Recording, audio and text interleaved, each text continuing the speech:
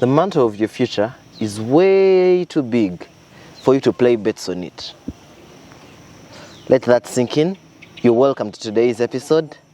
Before we go any further, I'm your host, Nimurungi Kihembo, and I'm dressed by the fashion icon Derrick Collections. We are located at White House in Kabale. The man behind the camera is Mark Shots, and for all the content you always see, that's JTech Solution. So welcome to today. We are diving into a very serious conversation that actually affects us in all ways. Let us sit down. Let us listen. Even though you're walking, you pay attention and listen to what we have to learn from here, because we're with someone that's going to teach, and we are going to learn. Today she's going to be a teacher and share a lot with us. You're welcome. Thank you, Ruby. Hello, everyone. I'm happy to be here. That's what I can first say. I'm by the names of Moreen Namanya. I'm out, skilled person, because I try to do different things in aspect of life. I'm an accountant by profession, and I'm an NRM person. I do mobilization, and technically I'm an assistant admin in NRM Kabale. I come from Kabale municipality, and above all, the proud thing about me, I'm a young entrepreneur. I do value addition on honey, and our product under business name called Prime Bees, and our products, we have Bachiga honey and Prime honey. They're in the market. You can contact us for that. Basically, that is it. Okay. You do value addition, you're an entrepreneur. You know, currently that's what people my age want to hear. We no longer want, many of them don't want to do the 9 to 5. So that's why I also say that the proud thing I'm all about. Yeah, so we're going to dive into this conversation, which is empowering yourself. Exactly. As a young person. Wherever you are. Thank you. Maybe basically I can give it a background on how we can't find jobs. People are educated. Personally, I can say I'm one of the affected people, because what I've studied for basically is not what I do. Okay. I have a bachelor's degree in business administration accounting and a master's degree in accounting and finance. But I'm not practicing that. But I cannot even cry for that, because I've tried to do some other things. Okay. I tried to do business, and I'm into politics. Not deep politics, because I don't contest like that. I'm not contesting behind the scenes. But recently, I won in non-unionized workers. Okay. I was one of the contestants in Western region, and I was selected among the 10. Wow. So now I'm a national delegate in non-unionized workers. That is part of the politics. But I do politics in mobilization and in technicalities. Okay. So as an NRM admin, but proudly, I do business, and I've tried to empower myself. Okay. And I'm seeing it work. So basically what I can see, we should try to create opportunities wherever we are. Okay. Maybe you can't find a job, or you have less resources. There is always something you can do. If you try to think it out, we may not do the same things because we have different opportunities amidst us, but there is always something you can do. That's what I can insist on, because you usually find, like, young people, basically that's what I'm talking. We usually find young people are saying maybe we can't find jobs. Yes, we can't find jobs because they are not enough for us. Yeah. But there is something you can do. Maybe you have your, let's say we have an example, you have your auntie who has like a shop. If you tell your auntie, let me make like peanuts, popcorns, I prepare them, I pack, I bring to your shop. They don't even cost you a whole day. Yeah. You realize in the evening, you make your popcorns, you pack them at night, in the morning, you deliver them, and you can even continue with other things. If you're doing school, you do school. If you're doing a job, you do your job fully. But you try to do something so that you're not one. You remove that thing of being idle and being hopeless. Like if you engage yourself, in the meantime, maybe something will find you on the way. Okay. You try to make yourself busy. Before we go very, very deep, on the part of being empowered, there is the notion that every empowered person is extremely rich. So I'd like for you to break it down on what an empowered person is. An empowered person, I don't look at it as being extremely rich, especially to young people. Okay. But you can empower yourself by being independent. Right. That's what I can say. Not being independent that you don't listen to your parents or your guardians, but you try to be independent in your decisions at your level, because the way we are, everyone, there are decisions you can do personally, and there are things that you can still get from your, what can I call them, like from your parents or whoever is looking after you. Okay. You may be at your workplace. Yeah. You can be independent in your tasks. You have like what you're supposed to accomplish at your level. Yes. Your targets. Then you should know that you should have that independent mind. That I'm supposed to do this at this time, then I present it to where? To the person you're supposed to report to. Right. So empowerment is all about having an independent mind, being good at interpersonal skills, you be good at decision making, usually decision making and problem solving. Okay. You've talked about decision making and problem solving. Now, I think that's where we have the biggest problem. So what does it take? Like what should one consider when they are empowered to make what they term as the right decision? The right decision, first of all, as you empower yourself, you should make sure like whatever you do does not bring discomfort to people around you. Okay. That is because sometimes we act selfishly, like you're looking at yourself alone. But whatever you do, you make sure. You shouldn't rely on what people tell you, but if some people advise you, collect the ideas, sit in your room, analyze them, then make sure that what you do does not bring harm to other people. That is the bottom line. All right. That's what I can say. And then problem solving, because many people nowadays, they are stigmatizing a certain group of people because they have been empowered. So they think that because those people have been empowered, it will change life.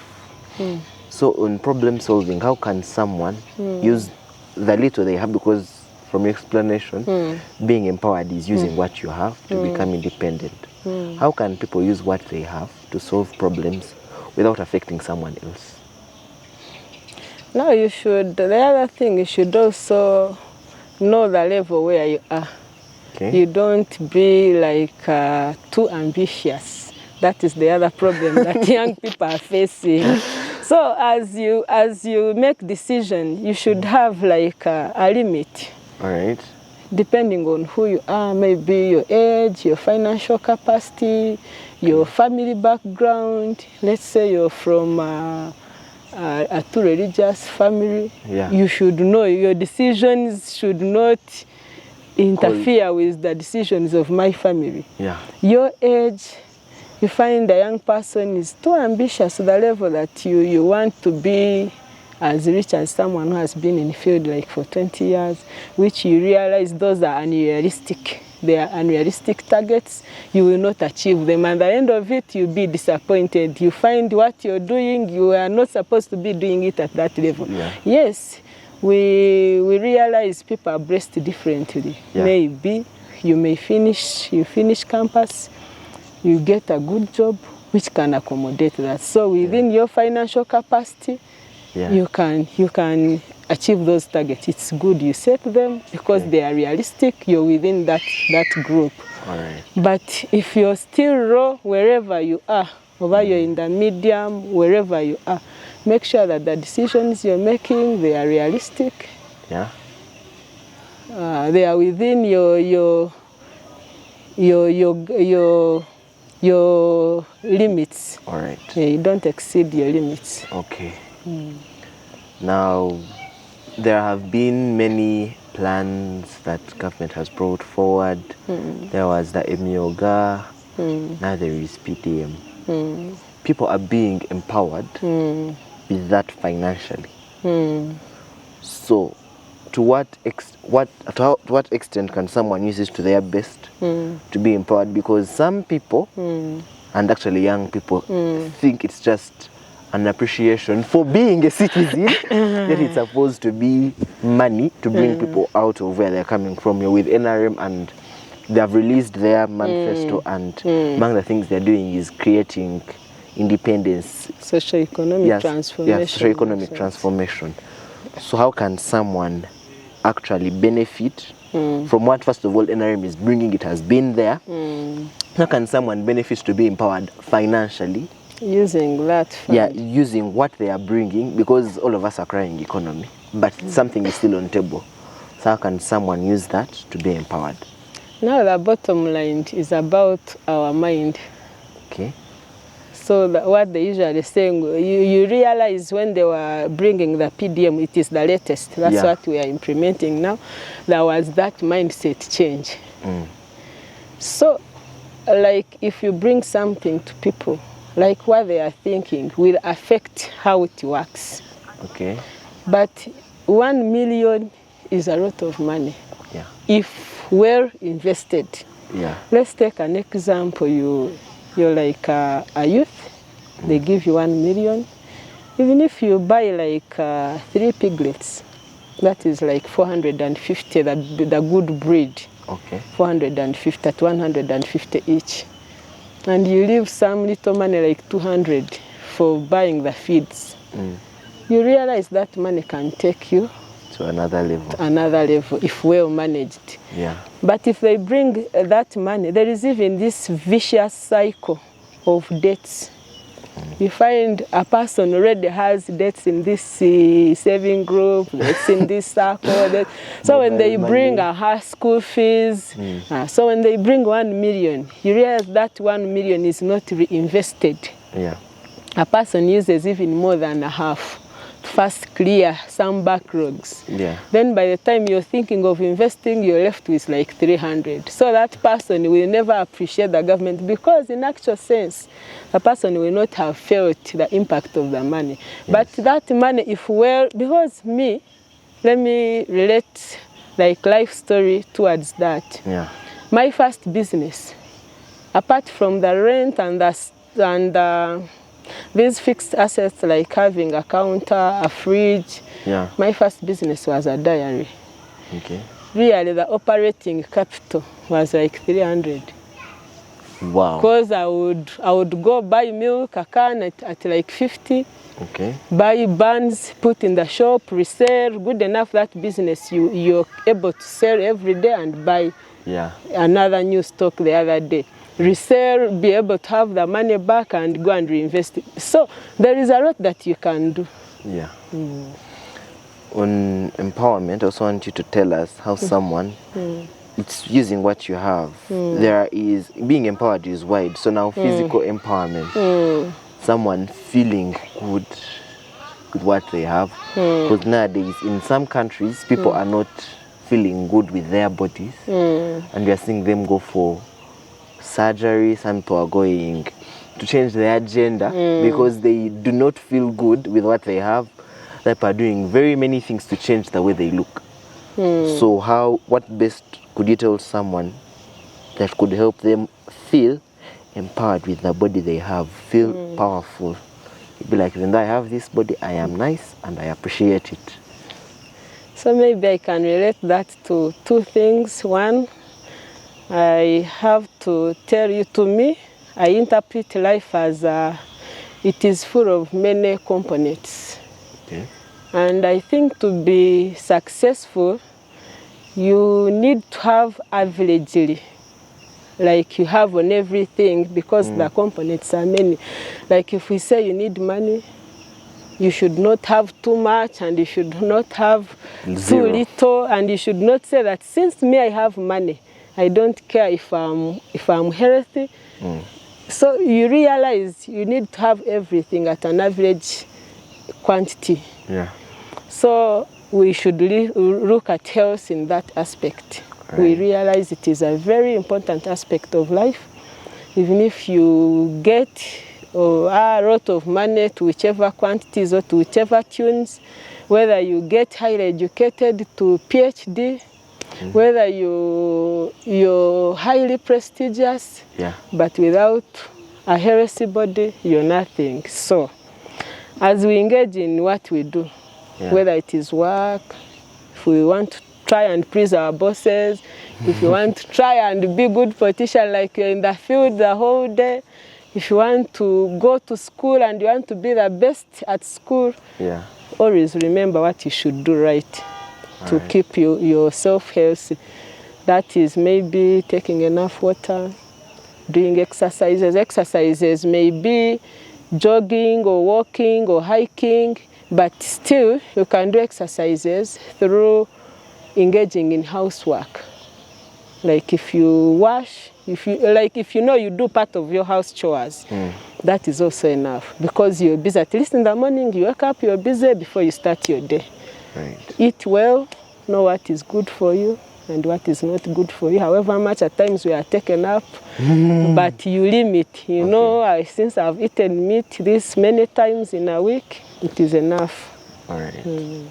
So in empowerment, how can someone use media, social media, to be empowered or to empower someone else? There are many ways. Let's say we have different things we offer. Some offer services, like what you're offering, machines. Some have products. So you can use your social media or whichever platform to market. You wake up, you put your statuses. Like me, I put my statuses, I put honey. When I'm free, I put honey, I put what, I send in groups. So that is how you can empower. Because you realize, like my product, people don't usually say that you put and they call you. But in the long run, someone may not be my buyer, but like after a month, someone meets a person says, hey, guy, I need honey. Now the person remember, but I usually see Moreen posting. So I usually get customers even after a month, even after a year. But those customers, I will have gotten them through those postings and informing people that I can reach. So media, like young people, a young person, by the way, even me, I'm part of you because I cannot do without data. So you realize we always need data, but at least make sure that that data you have loaded has earned you something else. Whether you're a musician, whichever skill that you offer, whichever service, whichever product, actually social media, it is the thing now that can earn you, that can market you. So there is a lot that we can get from it. So you had told us you are a mobilizer for NRM. So currently people want to vote. And I think I'll do the audience bad if I didn't tell them why someone should choose NRM. This is because you've been there. So why should someone now choose NRM? Because there are very many posts, very many people. So why should someone choose NRM? Now is NRM consistency. You realize ever since NRM started, many years now on the road, it is getting better. But the young people I know, they will not understand me. So I have to put it clear. The young people, let's come on board and try to find our space. It is there, but we are not occupying it. We are just keep behind and keep saying now NRM is not recognizing young people. NRM is for the old people. Now the old people, for them, they have positioned themselves and they are there. And for us, if we don't come on board and occupy our space, now we will not see the impact. We will not see how NRM, but NRM, actually NRM, the young people are more privileged. Okay. If you see like young people who are in structures, young people who are in youth councils, who are NRM, young people who are in mobilization, when you're in NRM and you put on paper what you want, really, most of the times they are considered first. Okay. But we have kept there, we are not, this Uganda, the way it is, by the way it is, you have to position yourself. Right. No one is there for you. That is the best thing you should know. Apart from your parents, even at times our parents, you find we are on a higher level than the way they are. You find your parent is like in the village, they don't know what is going on at the moment. They are not well informed. However much they want to help you, but they cannot press you there because they are not well informed. So NRM is there, open for the youths, like the youth of Kigezi. We are coming to mobilize through structures that are available. There are people that are in structures, and through other all informal sectors. Okay. But NRM is there for the youth. Let's just take up our position. It is our generation.